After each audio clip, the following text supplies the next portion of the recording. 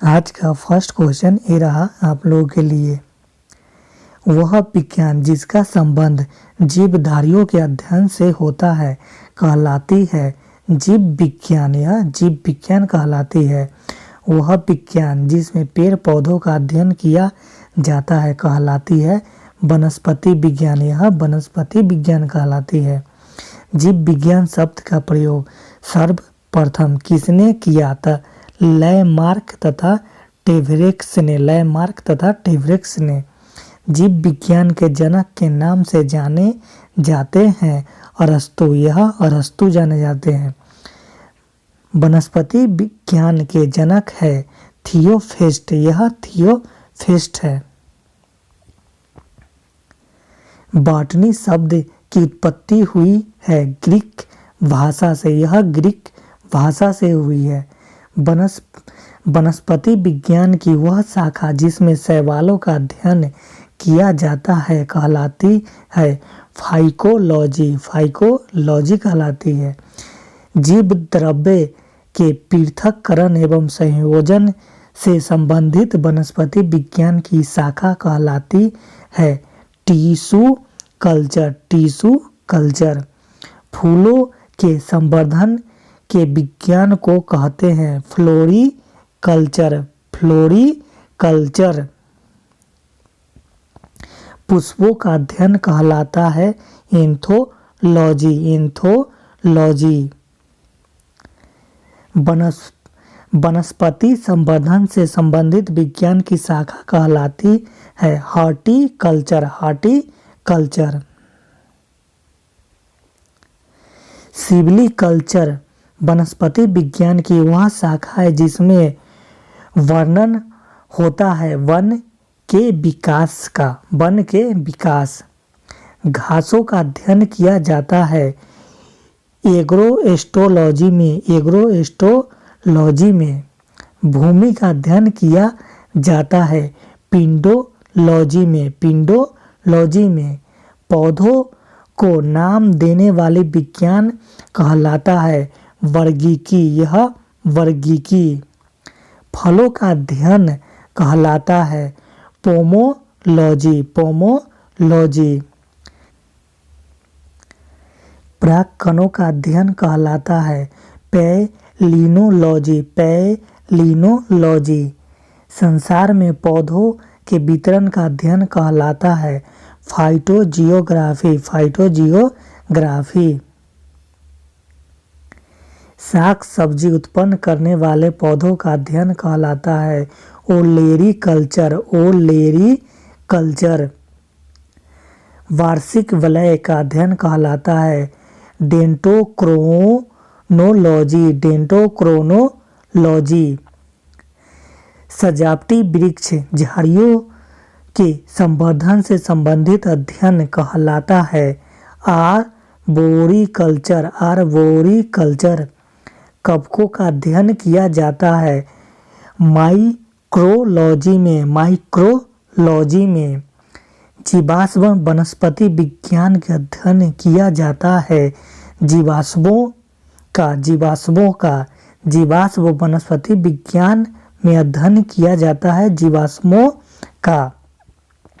द्विनाम पद्धति के प्रतिपादक है लिनियस। यह लिनियस है। जिन पौधों पर बीज बनते हैं परंतु पुष्प नहीं लगते कहलाते हैं अनावृत बीज। अनावृत बीज। द्विनाम पद्धति के अनुसार जीवधारियों का नाम लैटिन भाषा के कौन कौन दो शब्दों से मिलकर बना है? तब वंश और जाति। वंश और जाति। किसे वर्गीकी का पितामह कहा जाता है? कैरोलस लीनियस को। कैरोलस लीनियस को। पुष्पी पादपों को रखा गया है फेनरो गेम्स में। फेनरो गेम्स में।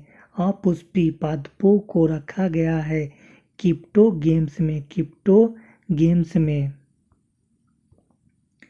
अधिकांश जीवाणु विविध पोषी होते हैं किंतु कुछ होते हैं सबपोषी। सबपोषी। जीवाणुओं की खोज सर्वप्रथम किसने की थी? एंटी वान लीवेनहक ने जीवाणुओं की साधारण आकृति होती है छर रूपी होती है। जो जीवाणु आकार में छोटे होते हैं कहलाते हैं गोलाणु। यह गोलाणु कहलाते हैं। एक गोल जीवाणु कहलाता है कोकस। यह कोकस कहलाता है। जीवाणुओं में किसका अभाव होता है? माइटोकॉन्ड्रिया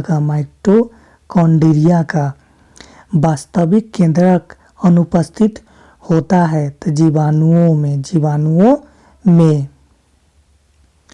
सबसे छोटा जीव है माइकोप्लाज्मा। तपेदित उत्पन्न करने वाला जीवाणु है माइकोबैक्टीरियम। अधिकांशतः एंटीबायोटिक प्राप्त होते हैं जीवाणुओं से। मृद में धान की पैदावार बढ़ाने वाला मुक्तजीवी जीवाणु है एनावीना। बैक्टीरिया से रोग होता है तपेदित। जीवाणु के कारण कौन सा रोग होता है? तो हैजा होता है।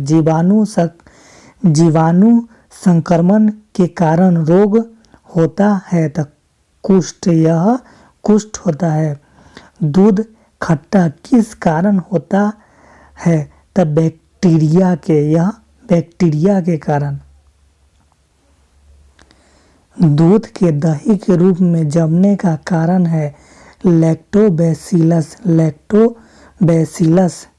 दलहनी फसलों में जीवाणु नाइट्रोजन स्थिरीकरण करता है तो राइजोबियम।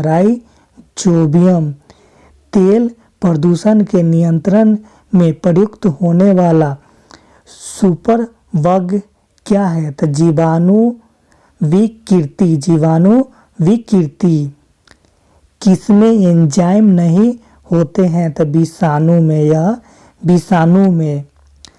हाइड्रोफोबिया रोग उत्पन्न होता है तो विषाणु से होते हैं।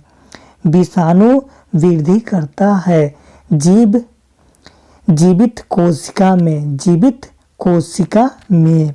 एंजाइम अनुपस्थित होते हैं विषाणुओं में। किस कारण विषाणु निर्जीव माने जाते हैं? तो क्रिस्टलाइज होने के कारण। TMV शब्द संबंधित है तो विषाणुओं से। चेचक के लिए टीके की खोज की एडवर्ड जेनर ने। एड्स का कारण है वायरस। वायरस होता है एक सूची RNA। एड्स फैलता है शारीरिक संबंध से। विषाणुओं में पाया जाता है न्यूक्लियर एसिड और प्रोटीन। सार्स है विषाणु जनित रोग। सार्स एक विषाणु जनित रोग है। आज के लिए इतना ही दोस्तों। अगर मेरा वीडियो पसंद आए तो प्लीज़ इसे लाइक करना, शेयर करना, मेरे चैनल को सब्सक्राइब करना मत भूलना। धन्यवाद।